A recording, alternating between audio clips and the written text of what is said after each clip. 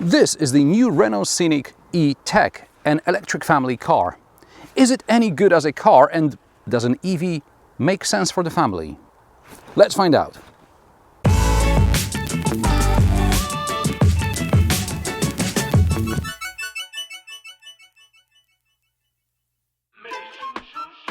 Yeah, this be fun, boy. T'entends pas ou quoi? Si. L'amour avec un grand A, celui qu'on se sert. C'est après les mômes qu'il commence pour de vrai. Dans les débuts, c'est l'envie d'hobby. On se promet tout, et ça pour la vie. Les mots les plus doux, les projets d'avenir. Romance petit-déj au réveil dans le lit. Très attentionné, attentionné. Au flair d'une grossesse, dans la tête ça chauffe sans cesse.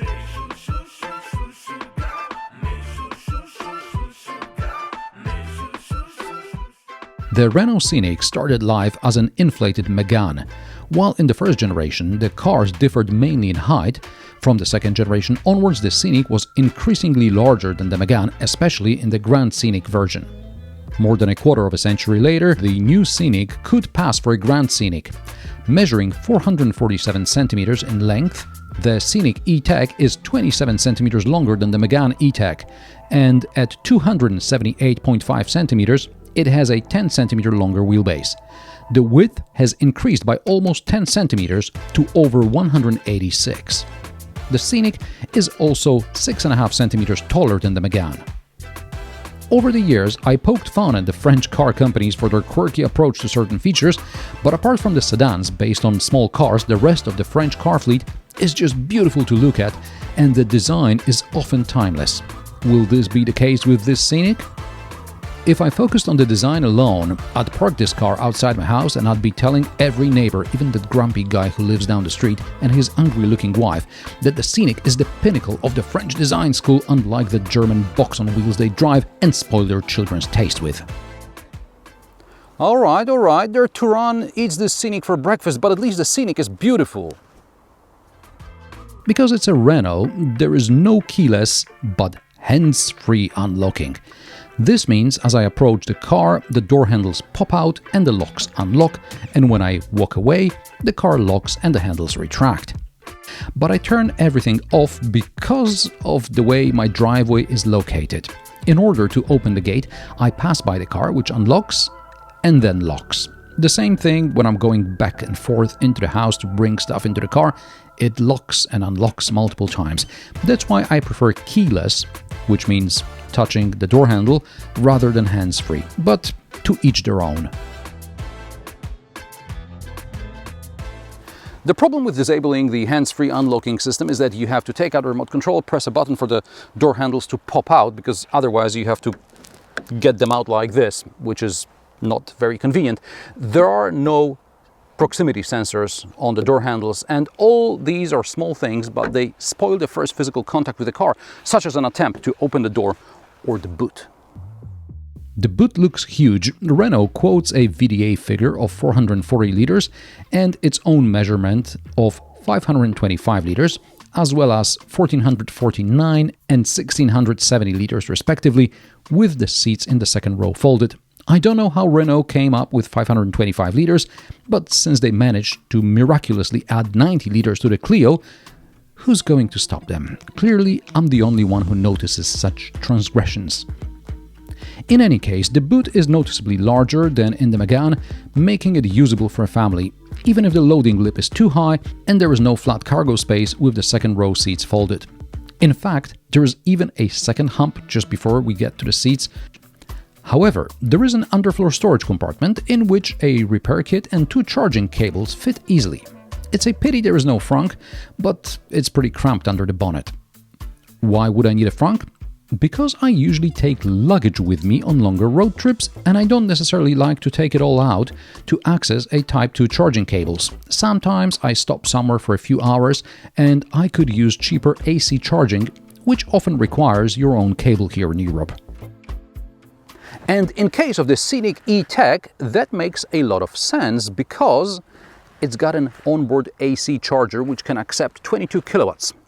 So during a museum tour or on a longer shopping stop, you don't have to pay extra for DC charging, and you're not occupying a plug which someone else might need more than you. In the boot, there are a couple of shopping bag hooks and a 12-volt outlet. The finish is on the budget end of the scale. Look at how wide the door opens. Now, whereas in the Megane E-Tech, the rear space was about okay-ish, in the Scenic E-Tech, it's clear it's a family car. First of all, the backrest splits 40-20-40.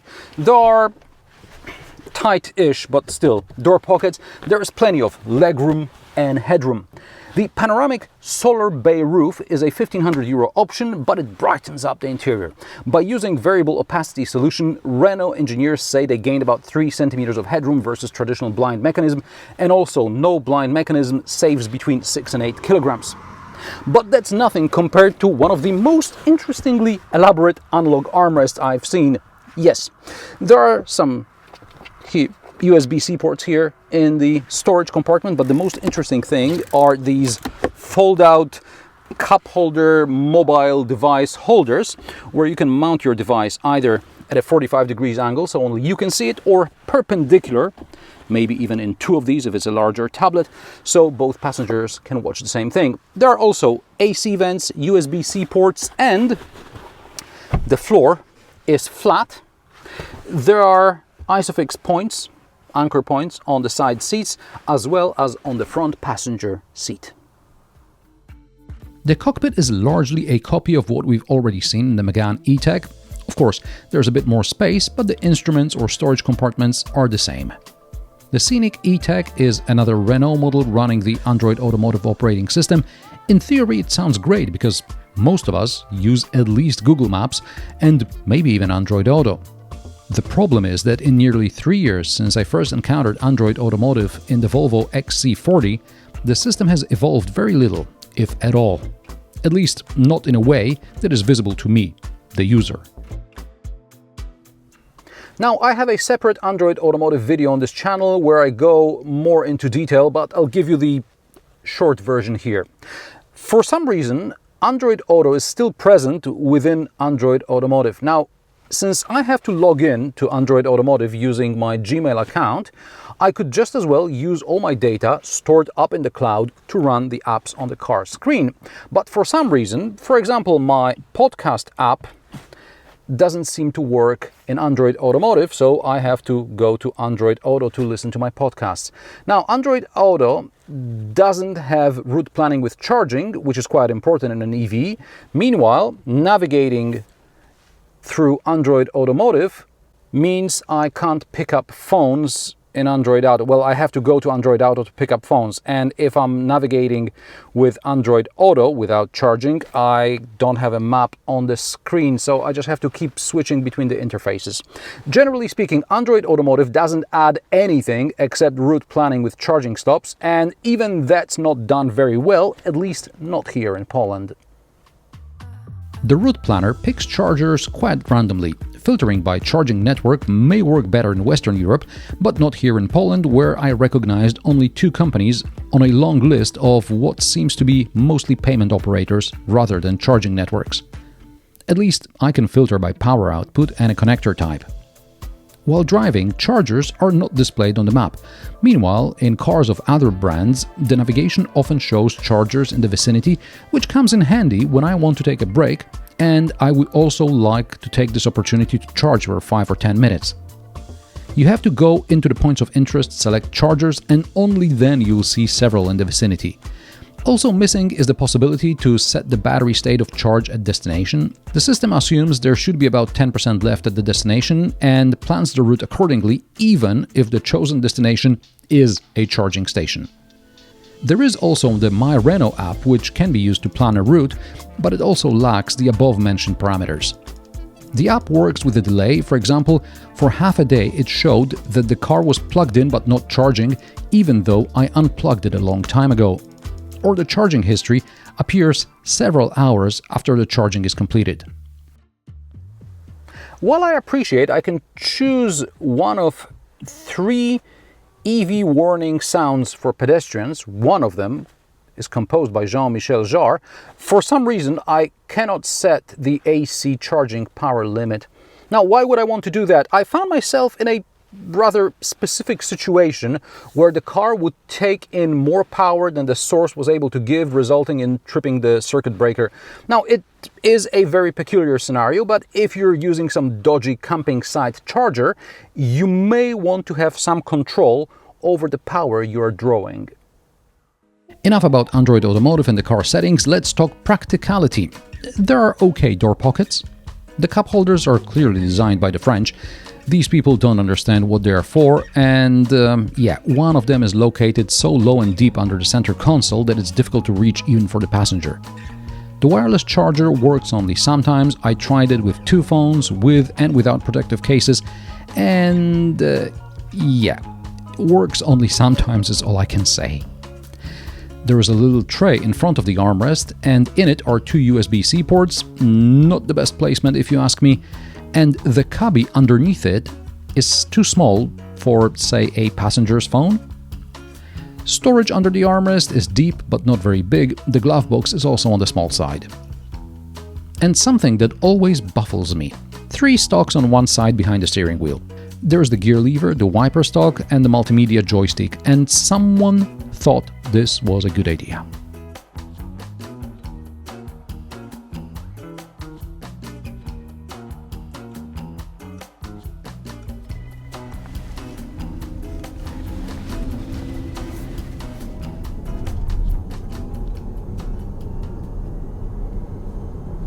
First impressions behind the wheel are positive.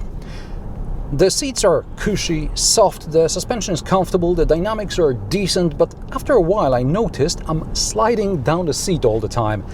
I know it because I can barely see anything in the rearview mirror. Visibility is poor in general due to thick A-pillars and those headrests in the back which don't fold or go down any lower.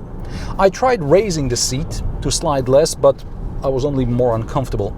The problem with rear visibility can be solved using the virtual rearview mirror, but here I encountered another problem. On a sunny day, diffused light coming in through the panoramic roof makes the screen difficult to see, so it's back to traditional mirror.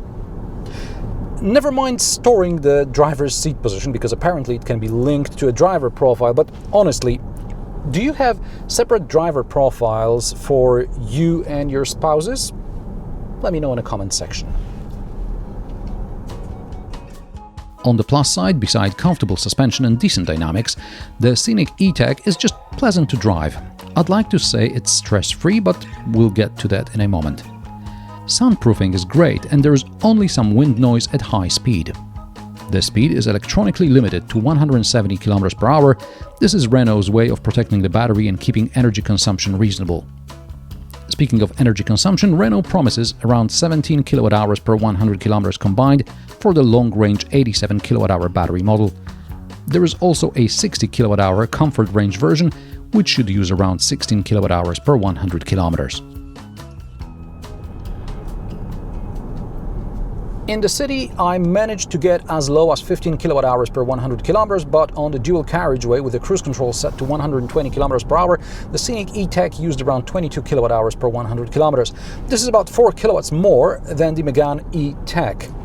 There is 4-stage recuperation, the level of which is controlled with the paddles by the steering wheel, but this is not true one-pedal driving, and there doesn't seem to be active or adaptive recuperation which would adapt to the road conditions. I haven't found those settings. Renault's claimed WLTP range of up to 625 km is realistic in good weather, mostly around town. However, on the dual carriageway, results also seem to match the Renault online range configurator or calculator figures. On a warm summer day, the range is in the high 300s, and it's achievable, especially since Renault's state of charge at destination estimate is very conservative. On a 360 kilometer road trip, I cancelled an unwanted charging stop, and my state of charge at destination estimate increased from -1% to 12% when I reached the destination, so better safe than sorry. However, I am curious to see the winter results. A standard heat pump will certainly help. In its press materials, Renault talks a lot about sustainability. There is no leather in the car, many components are recycled, 54% of component suppliers are from France, and half of them operate within a 100 kilometers radius of the factory. On top of this, Renault says servicing the battery is relatively simple. Each of the 12 modules can be replaced in one of Europe's 20 specialist service centers, and modules which cannot be put back into cars can still be used as part of stationary energy storage solutions for up to 10 years, says Renault. The driver aids are okay, but not perfect. I like that the adaptive cruise control and lane keeping assist work in traffic jams, but every now and then something beeps and I'm unable to identify what it's all about. Also, twice I had a false positive reaction from the front collision mitigating system. Luckily, there was no one behind me, or I would have been rear-ended. The ESA can be deactivated by switching to personal mode, 2 clicks on a button on the left side of the steering wheel, same as in the Dacia Duster. The Scenic E-Tech long range weighs around 1850 kilograms and 100 kilograms less in the comfort range version. It can tow up to 1100 kilograms. The promised time from 0 to 100 kilometers per hour is 7.9 seconds. I got 8.2 seconds.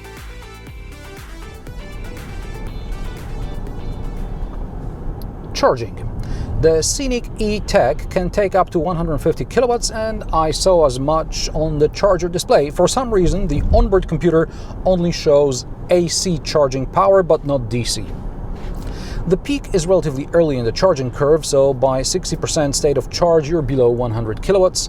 Renault says charging from 15 to 80% takes almost 40 minutes, and from what I saw on the display, the last 20% would take 15 minutes.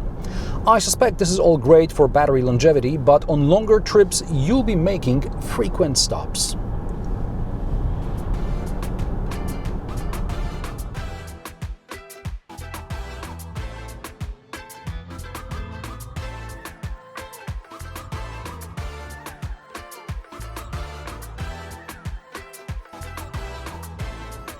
Prices of the Renault Scenic E-Tech start at €41,400 for the Evolution trim comfort range model. Upgrading to long range means jumping up a trim level. The cheapest Techno long range costs €48,900. This test car is an iconic long range. With options, it costs €56,950.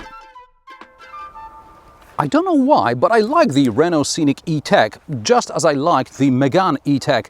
Now, I'm not into EVs, but I feel an irrational urge to have an electric Renault. I guess they're not that bad then. And what do you think about the Renault Scenic E-Tech? Is this going to be your next car, or maybe even your first EV? Let me know in the comment section below. If you like my sarcastic, down-to-earth and possibly mildly amusing car reviews, join me every Friday at 3 p.m. Central European Time, and don't forget to subscribe and like this video as it helps me with the YouTube algorithm. Thanks for watching, and I will see you in the next one.